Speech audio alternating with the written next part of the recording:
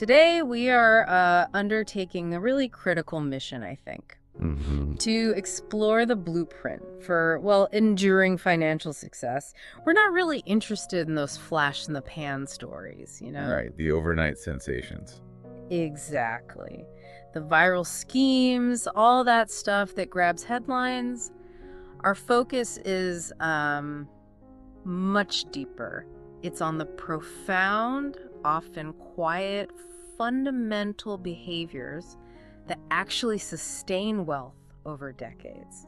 Yeah. This is the deep dive into the mindset, the mechanics, and importantly, the discipline required not just to get rich, but crucially, to stay rich. That is the crucial distinction, isn't it? Because our source material, it gives us this curated framework, these 15 core habits that successful people seem to internalize. Right. And what stands out immediately, I find, is that this isn't just a list of investment tips, No, not at all. It's more like a detailed map for transforming yourself into someone who's financially resilient, regardless of what the market's doing. That makes sense. So we're moving past that whole get rich quick idea. We're focusing on something far more sustainable and honestly more rewarding in the long run. Which is? Building wealth slowly but surely through consistent, intentional action. And what I find particularly insightful is the emphasis on internal capital. This idea that, wealth creation is maybe 80% psychology Yeah, roughly. and only 20% mechanics. Because you can earn a huge salary, right? Right. But without the right habits, you'll just, Spend it all. you'll perpetually spend everything you make. But conversely, someone with a, let's say, moderate income who really executes these habits ruthlessly, they can build massive, stable net worth over time. So we're looking for those specific, maybe surprising facts and core nuggets of insight within these habits that really shift your perspective. And that underlying path, shifting from just being a consumer to being an investor, that's really the core theme connecting all these principles. Huh. Discipline, well, that's the price of admission here. So we're examining these habits, not just one by one, but as a whole system, right? A reinforcing system for stability. It gives you, hopefully, a complete roadmap for financial mastery. Okay, let's unpack this blueprint then straight away. Let's jump right into our first segment. This establishes the necessary foundation, the strategic mindset. Right. Because if success is a journey, you absolutely need a clear destination and like a trustworthy compass. So we're beginning with these crucial concepts, long-term vision and goal clarity. Let's start with the very first principle then, thinking long-term. This means avoiding those quick wins, right? In favor of opportunities that actually compound over time. Mm-hmm. But I have to ask, in a world that's just dominated by instant everything, instant news, instant gratification, this constant FOMO. So you're missing out, yeah. How does someone actually cultivate a mindset that rejects that short-term sugar rush? It sounds simple, but I think it's fundamentally challenging. Oh, absolutely. Yeah. And that challenge is precisely why it's the very first habit. Yep. It requires a conscious, almost daily rebellion against, societal pressure and, frankly, our own impatience. Impatience, yeah. If you look at what really destroys wealth, impatience is right up there near the top. The short-term thinker, they're easily swayed by the latest bubble or the trending stock or some promise of immediate high returns. Yay. But those decisions, they inherently prioritize liquidity, immediate gratification. And that means they often neglect true value creation over the long haul. It really changes the scope of every single decision you make, doesn't it? If your horizon is just next week, you might be tempted to cash out some investment profit to buy, I don't know, a new gadget. Sure. But if the horizon is the next decade, you see that same profit completely differently. It's fuel for more compounding, not just spending money. Exactly. So that core question from the source material becomes incredibly powerful. Am I thinking about next week or the next decade? It's like a mental filter you have to apply to every choice. And the deep insight here, I think, is that investing in the future means so much more than just financial capital. Okay, like what? Well, the text explicitly highlights investing in skills and relationships. Think about it. When you choose to dedicate, say, a year to mastering a complex skill, like coding, Right. you're accepting zero financial return right now, maybe even paying for it. But you're building a skill that becomes a permanent, high-leverage asset. And that asset doesn't depreciate like a car. Exactly. It compounds. Your ability grows, your opportunities grow. So we're basically talking about delayed gratification as the fundamental wealth skill here. Let's explore that compounding effect a bit more, but in a non-monetary sense, like relationships, for example. Nurturing a meaningful professional connection takes time, right? Often years. And it requires giving value without expecting something back immediately. That feels slow, kind of risky as an investment. It is slow, but the potential reward is exponential. Look, a short-term thinker approaches a relationship very transactionally. What can this person do for me right now? Yeah, I've seen that. But a long-term thinker sees it strategically. How can I build a genuine, mutually beneficial connection here? This might open doors to opportunities I can't even see yet, maybe 5 or 10 years down the line. Ah, okay. That network of meaningful connections, it compounds into access to things like rare advice, maybe capital, market knowledge, stuff that money just can't buy when you suddenly need it. These decisions act like intellectual and social leverage. So if we look at this through the lens of growth, the short-term view is linear. Like I work an hour, I get paid X. Pretty much. But the compounding long-term view says, I invest an hour developing, say, my negotiation skills. And maybe 3 years later, that one skill set lets me secure contracts that are worth 5 times more for the rest of my career. That's it.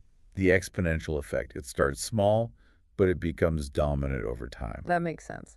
And this long-term lens, it's what makes short-term volatility, a market downturn, a temporary career setback, feel far less threatening. Because you're not focused on the blip. Exactly.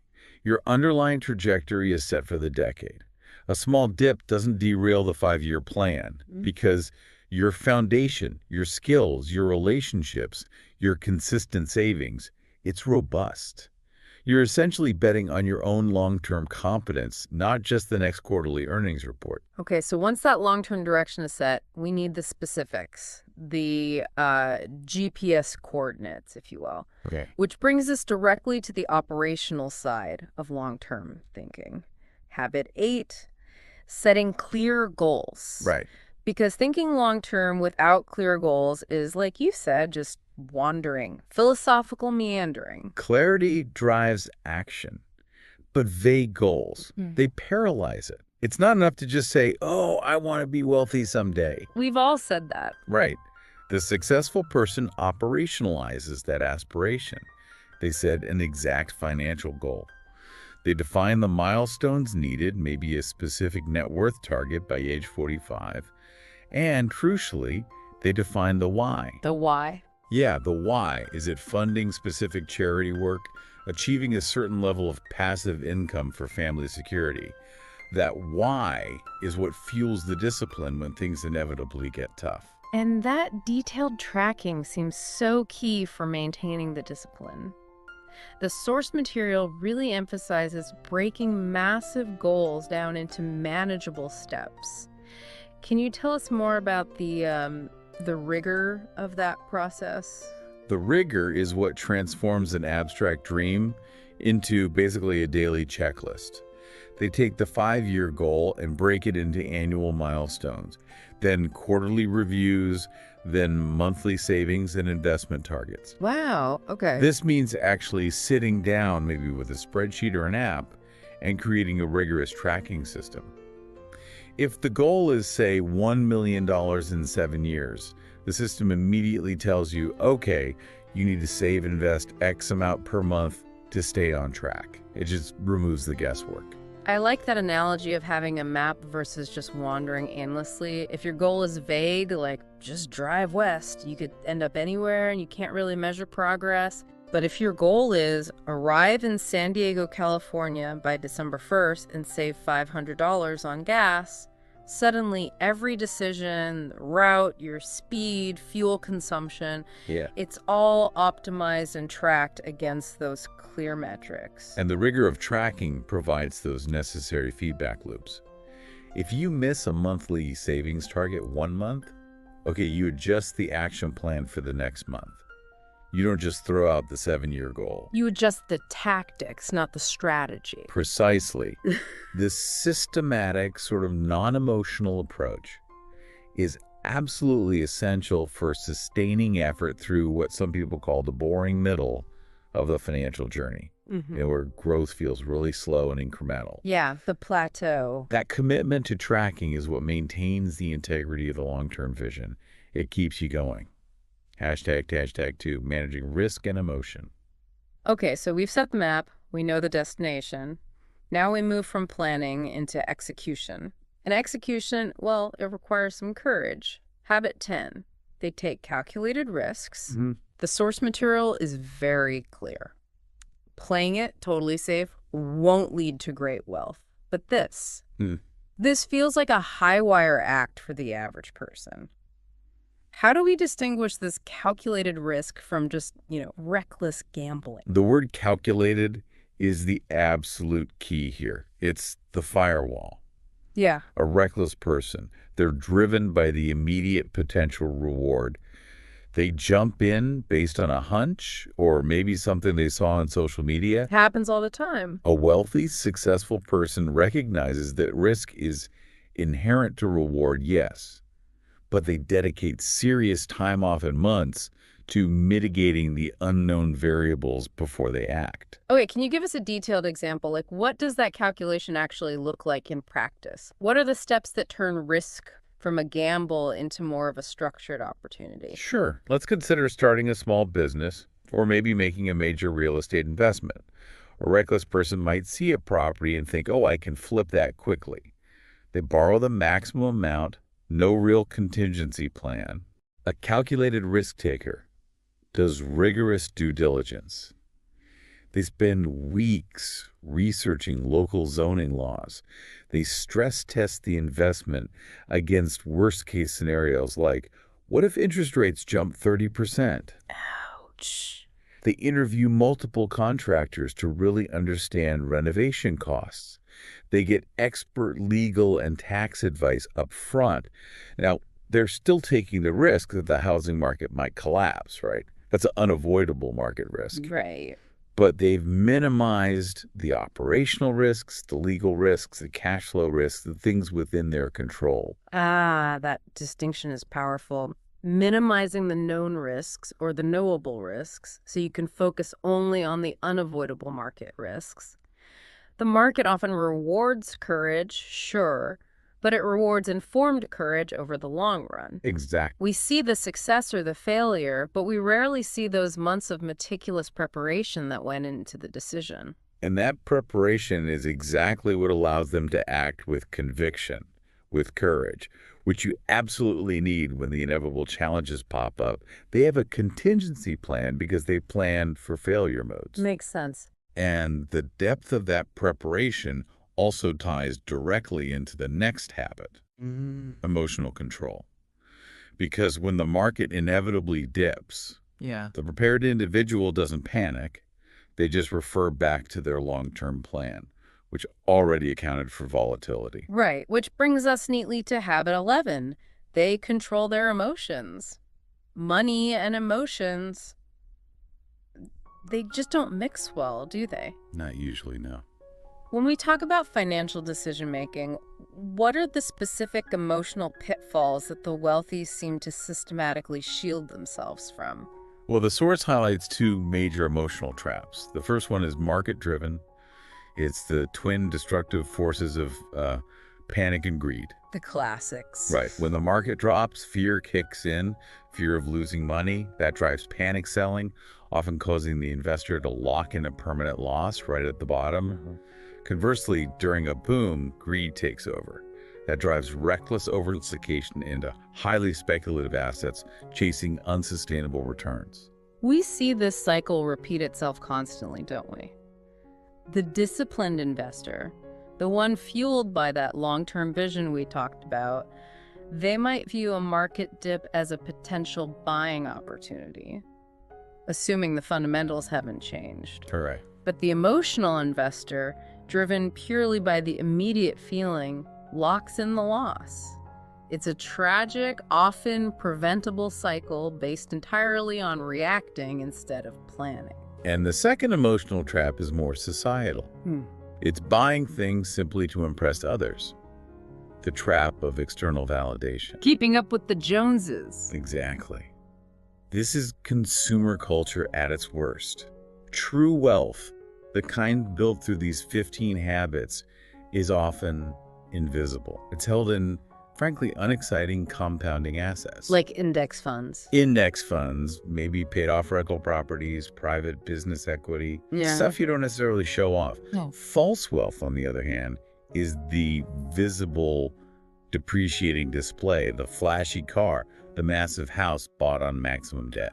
And that desire to impress others, it completely sabotages that core mechanical habit of living below your means, which I know we'll get to next. Absolutely. If your main financial driver is showing off status rather than building stability, you're constantly forcing your expenses to chase your income or even exceed it. It creates a perpetual hamster wheel. You can never get ahead. The successful logical mindset understands that external validation is, well, it's financially toxic. They prioritize security and growth over status symbols. So the synthesis here is crucial. Yes. Emotional control is the necessary shield. It protects you against both the internal impulse to panic and the external pressure to consume. The ability to just pause, take a breath, and defer immediate gratification or immediate panic is just non-negotiable for building and retaining wealth over the long haul. Okay, so segment 1 gave us that strategic foundation, the mental armor, the map. Now let's get practical. Let's shift into the mechanical side. How the wealthy actually manage the inflow and outflow of capital to make sure they retain and grow what they earn. Let's start with habit 2. They live below their means. Now, this might feel like the most obvious habit on the list, maybe. It often seems that way. But it's arguably the hardest to execute consistently, especially when your income starts to rise. The source cuts right to the chase with this core statement. It's not about how much you earn, it's about how much you keep. And that is the definitive metric. Yeah. It separates high income from high net worth. We constantly hear stories, right? High-earning professionals, doctors, athletes, even CEOs who end up financially strained, sometimes even bankrupt. Yeah. Why? Because their lifestyle inflation matched or even exceeded their income growth. Now compare that. Someone earning, say, $1 million a year who spends $950,000. Their net savings rate is only 5%. Wow, okay. Now, it takes someone earning $150,000 who manages to live on $50,000. Their savings rate is 66%. That second person is actually far closer to financial independence, which ultimately is the real definition of wealth. That concept of lifestyle creep or lifestyle inflation, it's insidious. You get a raise, and suddenly that old apartment or that perfectly good car feels inadequate, not because you need an upgrade, but because you feel you deserve it now. That's the trap. So how does the disciplined person prevent this emotional reaction from just eroding their financial gains? They automate and they prioritize retention. They make sure that when their income grows, their expenses don't grow as fast, or ideally, they grow much, much slower. Okay. That retained income, the difference, is immediately funneled into 3 key actions: saving, investing, and planning. And crucially, The wealthy often pay themselves first. Right, I've heard that phrase. That investment contribution is automated. It's executed the moment the paycheck hits the account, before the money is even available to be spent on discretionary stuff. So they treat their savings rate almost like a core performance indicator, maybe even more important than their gross income number. It's a game of maximizing the gap between earnings and expenses. Exactly. That surplus, that gap, is the engine of growth. Saving provides the safety net, investing provides the long-term growth engine, and the planning ensures the first two happen automatically, consistently. Right. By automating the retention, they basically conserve the mental energy that would otherwise be spent wrestling with the temptation of every single new purchase. Okay, so once that capital is retained, not spent, we pivot immediately to habit 3. They invest early and consistently. This is where the magic happens, right? The magic of compounding that turns relatively small, disciplined contributions into potentially massive growth over time. We're leveraging time itself as a financial tool here. And this is perhaps the single most important lesson for, say, a younger investor, or really anyone just starting their financial journey. That memorable insight is absolutely true. Massive growth comes from even small early investments. The earlier you start, honestly, the less capital you even need to contribute over your lifetime, because time does the heavy lifting through compounding returns. We often talk about the difference between timing the market versus time in the market. Can you explain how that consistency protects the investor? Sure. Timing the market is classic short-term thinking, and it's highly emotional. You're trying to predict the unpredictable. Is the market going up tomorrow, down next week? It's speculative, and it usually leads to buying high when everyone's excited and selling low when everyone's panicking. The worst possible combination. The absolute worst. Now, time in the market is disciplined and mechanical. The consistency of contribution, often done through something called dollar cost averaging. Okay. It just means you invest the same amount regularly. So you automatically buy fewer shares when prices are high and more shares when prices are low. This smooths out your average purchase price over time.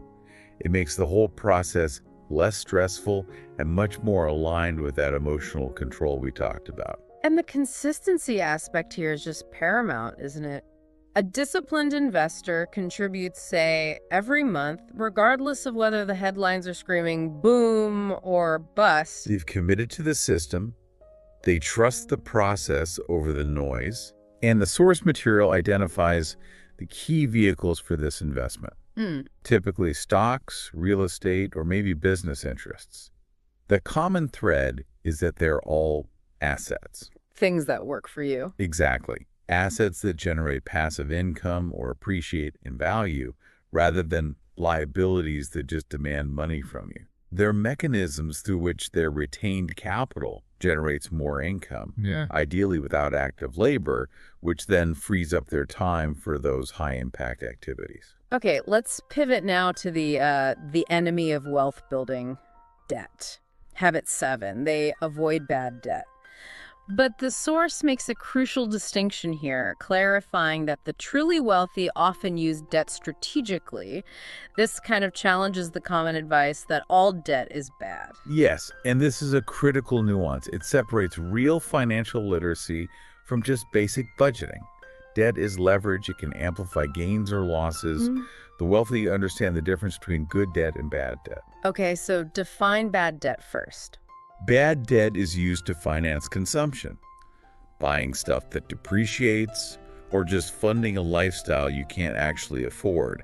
Think high-interest credit cards used for clothes or vacations, or financing an expensive car that loses a chunk of its value the minute you drive it off the lot. So it takes money from you. Right. This debt demands interest payments from you, and it actively decreases your net worth. It's a drag. So what defines good debt in this context then? Good debt is used strategically to acquire or grow assets that are expected to generate income or appreciate faster than the cost of borrowing that money. Okay, give me an example. Well, the classic example is a mortgage on a rental property that generates positive cash flow. The debt helps you buy the asset, the rent generated pays off the debt, and ideally provides a surplus income each month. Right. Or maybe a small business loan used to buy essential equipment that immediately increases the business's revenue by more than the loan payment. In these cases, the debt is funding productive growth. It's helping you build assets. This gives the listener a really powerful tool for self-assessment then. You can look at your own debt and ask, is this debt generating income or growing an asset for me? Or is it just funding consumption? Exactly. Because if it's funding consumption, it is actively working against every other habit we've discussed. It undermines retention, it forces shorter-term thinking, it reduces your resilience. It's a major headwind. Getting rid of bad debt should be a top priority. Hashtag TAG4. Stability through structure and income streams. Now let's address the engine that ensures all these mechanics keep running, even when motivation inevitably flags. That's habit 9. They stay disciplined. Discipline. It's often seen as restrictive, right? Like a chore. But here, it's presented as the very thing that enables freedom. That's a great way to put it. Discipline is the engine that continues when motivation fails. And motivation always fails sometimes. We've established that financial success, the day-to-day reality of it, is profoundly boring most of the time. Yeah. Not very glamorous. Not at all. It's the repetition of automatic saving. It's the regular review of a budget. It's the patience to just wait maybe decades for assets to compound. The source highlights the necessary fortitude required to do the hard things, even when it's boring. It's the ritual, isn't it? It's about sticking to routines. A disciplined person doesn't just wake up one Tuesday and decide on a whim to blow their investment contribution for the month. No. They follow the budget because the budget reflects their clear long-term goals. That's habit 8 again. Discipline seems like the glue that connects the abstract intention of building wealth to the concrete reality of actually executing it day after day. And that rigorous, often automated routine actually frees up immense mental energy. Think about it. If the wealthy constantly had to debate with themselves about whether to spend this or save that, they'd suffer from critical decision fatigue.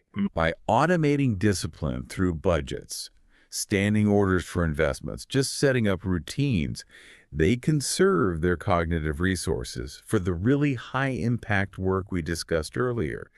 Things like evaluating calculated risks, continuous learning, intentional networking. So discipline, paradoxically, simplifies life and frees the mind for more strategic thought. That stable structure of discipline then enables the pursuit of resilience, which brings us nicely to habit 13. They focus on multiple streams of income. This is the recognition that diversification shouldn't just apply to your asset types, but also to your sources of capital itself. Yes, this is a crucial defense mechanism against economic shocks, and it's pretty much mandatory for enduring wealth. The wealthy rarely, if ever, rely on just one paycheck. Why is that so important? Well, relying on a single job means 100% of your financial security is tied to one company, one industry, maybe even one manager. If that primary source of income disappears, layoff, industry disruption, whatever you face, immediate panic. By having multiple streams, even if some are small initially, you create resilience. If one stream dries up, the others can help keep you afloat. What are the common types of streams they tend to pursue? And how do those streams relate back to the earlier habits we've covered? The list is pretty classic. Income from investments like dividends or interest.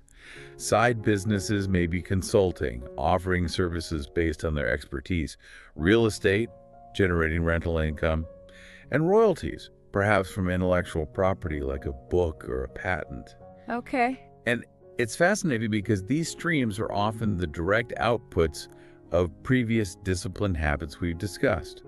For example, building a real estate portfolio requires calculated risk, habit 10, and maybe strategic use of good debt, habit 7. Uh-huh. Investment income obviously requires early and consistent contributions, habit 3. And side businesses often start as an application of a skill they deliberately learned, habit 5. So it's like a positive feedback loop. The discipline from habit 9 funds the activities that lead to the multiple streams in habit 13. Absolutely. More streams directly translate to more stability and resilience. This allows the individual to remain calm and logical during economic downturns, while others who only have one income source might be forced into panic selling assets or taking a suboptimal job out of sheer desperation. Right. The goal is diversification, not just of what you own, but of how money flows in. You're creating a financial ecosystem that can sustain itself even if one part of it fails temporarily. Okay, we've now built the foundation of the right mindset, and we've structured the flow of money with these mechanical habits. But true, enduring wealth isn't just about cash in the bank or clear goals on paper. It's about the underlying, often non-monetary capital that you leverage every single day. Let's move into our third segment, focusing on what might be the ultimate leverage: personal capital, your time, your knowledge, and your environment. I want to start with habit 5. They keep learning. This seems to be maybe the most absolute statement in the entire source material. You'll never meet a wealthy person who stopped learning. That suggests stagnation isn't just bad for business, it's like a terminal illness for long-term wealth. It really speaks to the recognition that we live in a rapidly, constantly evolving economy. The knowledge of the skill that made you successful 5 years ago, it's already decaying in value today. That's a sobering thought.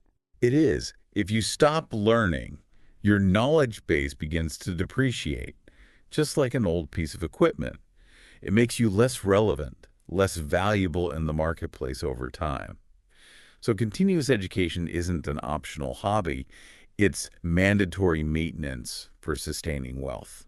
And the methods of growth listed are actually incredibly accessible, aren't they? Reading books, listening to podcasts like this one, taking courses online or offline, and critically just talking to people who are smarter than you in certain areas. Exactly. It's not necessarily about collecting expensive degrees, though that can be part of it. It's more about discipline, curiosity, and efficient knowledge application. Oh, so? Well, deep, focused reading provides foundational depth on a topic.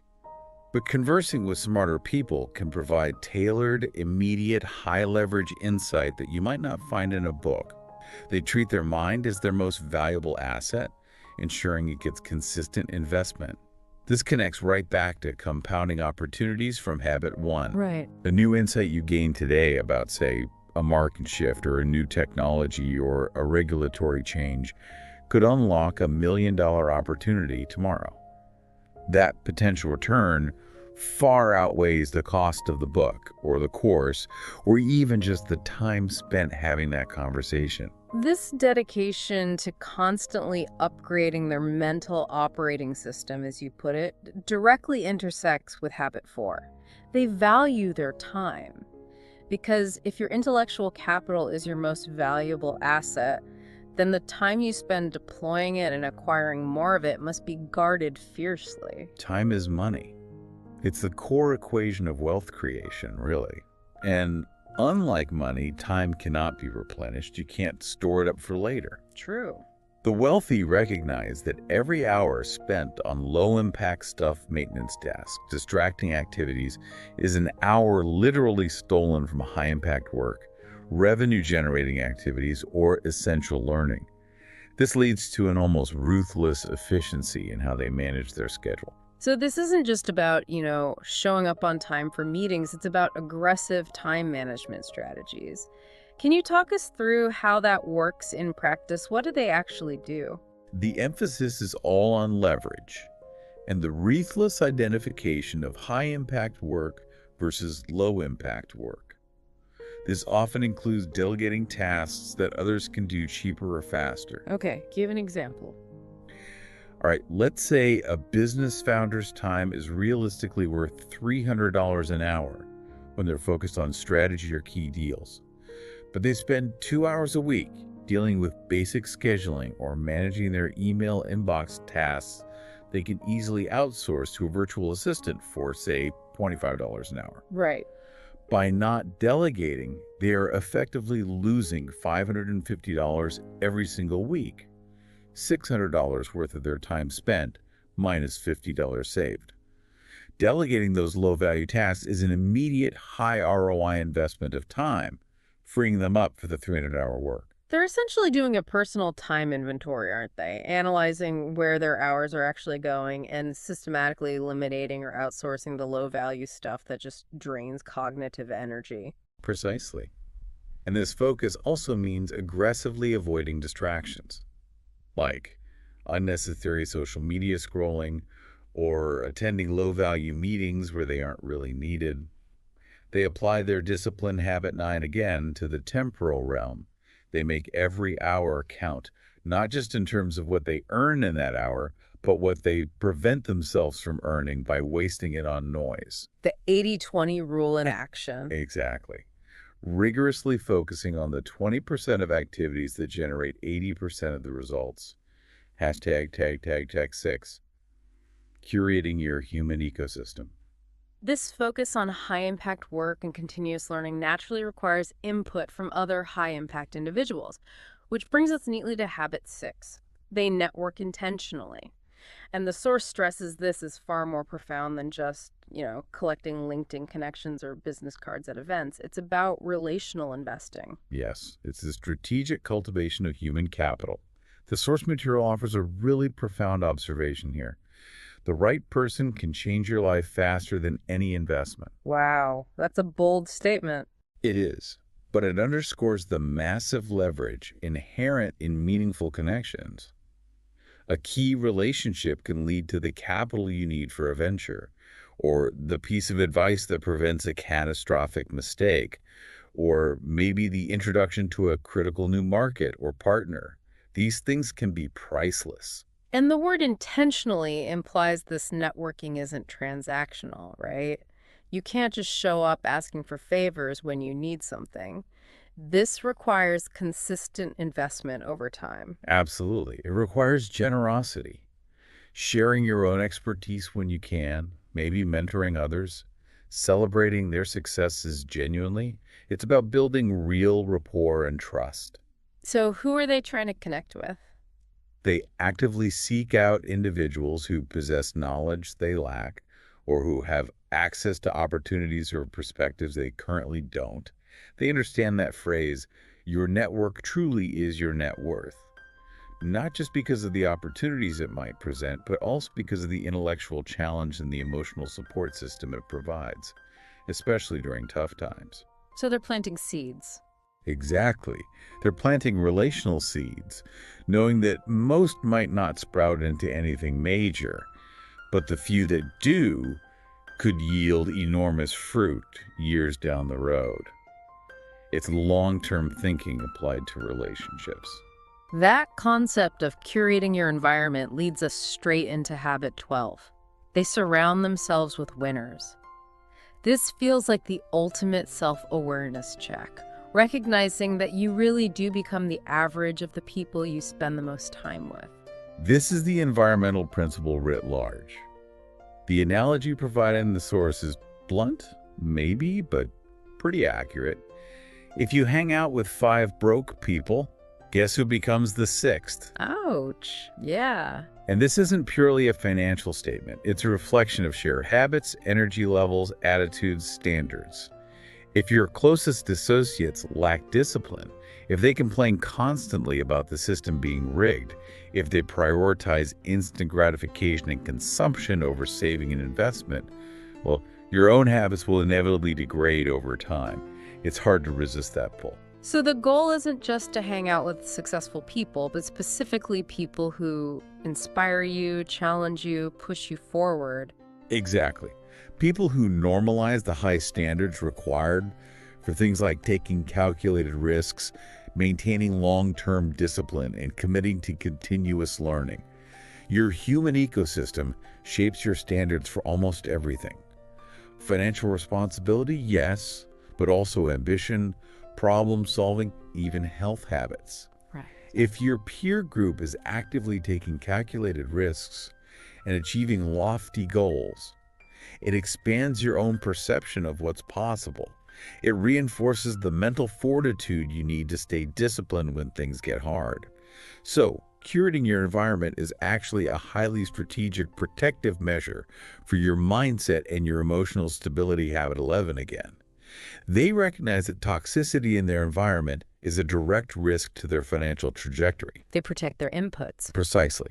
That's good. Garbage out applies to relationships too. Okay, we've covered financial capital, intellectual capital with learning, social capital with networking, but none of it is really usable without habit 14. They take care of their health. This seems like the habit that often gets deferred, right? Pushed off until it's too late, creating that tragic wealth trap where you finally achieve financial success, but you're too ill or burned out to actually enjoy it. It is the ultimate necessity, isn't it? And the source makes it unequivocally clear. You cannot enjoy wealth without health. But furthermore, you cannot effectively sustain wealth without health either. Explain that connection. Well, think about all the things we've discussed. Building and managing multiple income streams, keeping up with continuous learning, handling the stress of calculated risks. All of these activities require immense, sustained cognitive and physical stamina, and only good health provides that foundation. So you need high-quality energy. The actions detailed here are pretty fundamental, yet they're often the first things sacrificed when people get busy. Eating well, sleeping enough, getting regular exercise, protecting your mental energy. Basic stuff, right. But it's the basic physical and mental maintenance that allows the machine, your body and mind, to run optimally for decades. And what happens when that breaks down? A tired, poorly fed, or chronically stressed mind is simply incapable of the kind of clear, logical, long-term decision-making that's required for financial success. If you're exhausted, you're much more prone to panic selling, violating habit 11. Right. You're more susceptible to impulsive consumer spending, undermining habit 2. You're more likely to give up on those boring but necessary routines, failing habit 9. There are studies showing a direct link between sleep deprivation and increased risk-taking and poor judgment. That's a crucial link I hadn't fully considered. If you view your body as the primary vehicle for your entire wealth creation process, then investing time and resources and health-making time for sleep, scheduling exercise, is just as critical an investment as putting money in the stock market. It's non-depreciable capital, in a way. Good health enhances your ability to execute all the other habits effectively. So it's preventative investment. Absolutely. The cost of preventing burnout or a serious chronic health issue through good habits is vastly lower than the potential loss of income, time, and focus that such a crisis would inevitably cause down the road. The cost of a serious illness isn't just the medical bills. It's the months or years potentially taken away from your strategy, your learning, your business development. That derails everything. The truly wealthy understand this implicitly. Health isn't a luxury you indulge in once you're rich. It is the essential infrastructure upon which their entire disciplined financial kingdom rests. Without it, the whole system eventually collapses. Okay. So, we've built the mind, we've structured the mechanics, we've fortified the personal capital of time, knowledge, network, and health.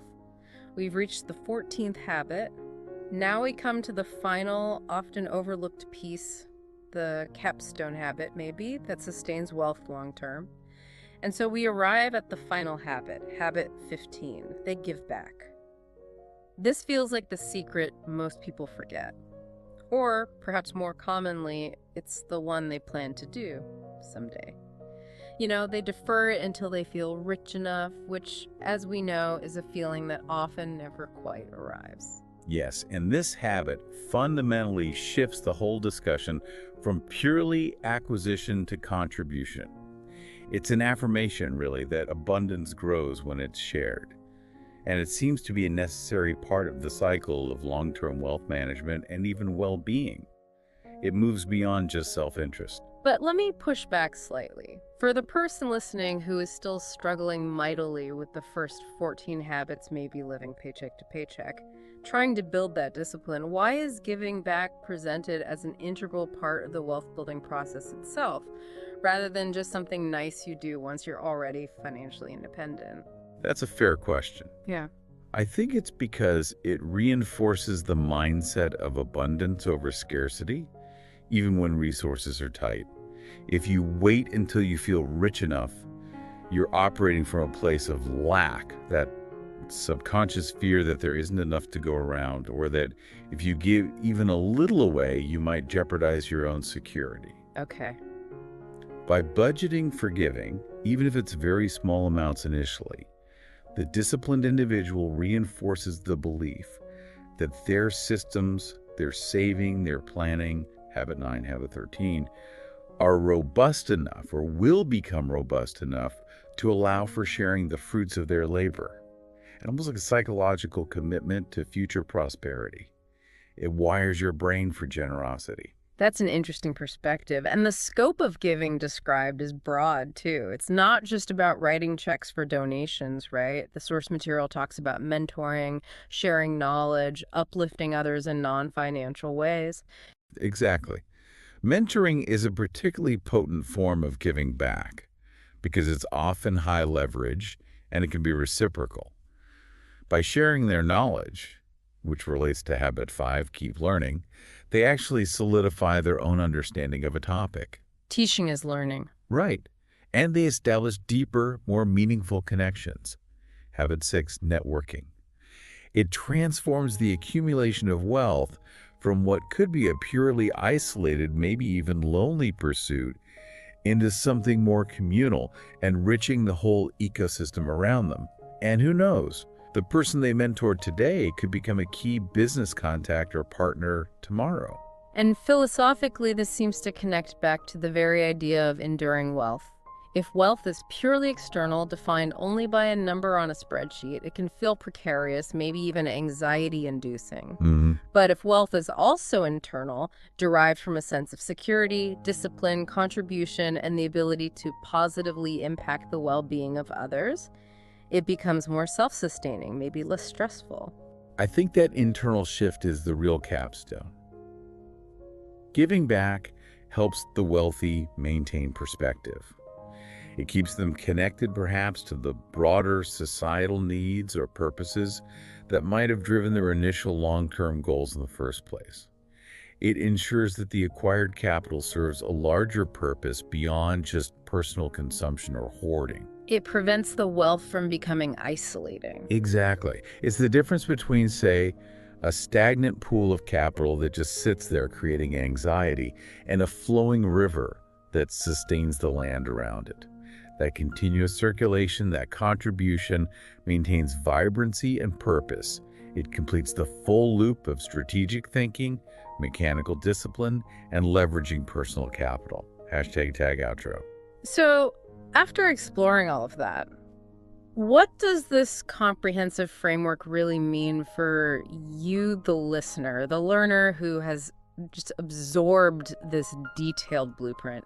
We've covered 15 habits, ranging from the strategic vision of thinking about the next decade, through the mechanical rigidity of living below your means and investing consistently, all the way to prioritizing your health as your ultimate asset, and finally, giving back to sustain that sense of abundance.